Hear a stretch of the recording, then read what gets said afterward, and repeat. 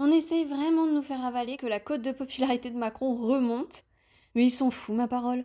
Aujourd'hui, je me suis dit que ça pourrait être pas mal de faire le bilan de ces deux mandats en termes de scandale politique. Alors let's go. Dès 2017, il y eut l'affaire des assistants parlementaires du Modem qui ont employé des assistants parlementaires européens à des fins partisanes nationales.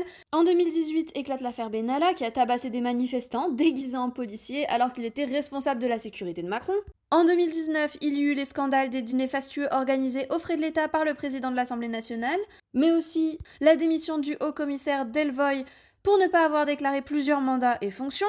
En 2020, il y eut l'affaire Kohler des conflits d'intérêts alors qu'il était secrétaire général de l'Élysée, mais aussi l'organisation de soirées clandestines auxquelles des ministres participaient pendant le confinement.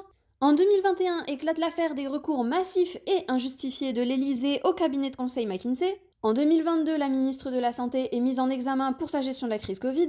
En 2023, éclate l'affaire du fonds Marianne, dirigé par Marlène Schiappa. En 2024, on a aussi découvert le scandale des eaux de bouteille lorsque Matignon aurait couvert Nestlé qui commercialisait des eaux dangereuses pour la santé.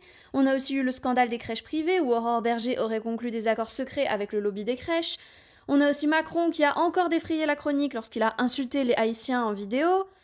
Encore plus récemment, on a l'affaire Betaram qui met en cause notre Premier ministre pour complicité de crimes pédophiles, les 2 milliards balancés dans la Seine alors que la Martinique et la Guadeloupe manquaient d'eau à la même période, et n'oublions pas le scandale lié à la cérémonie d'ouverture des JO et encore l'affaire Brigitte Trogneux évoquée par Candace Owen ces derniers jours.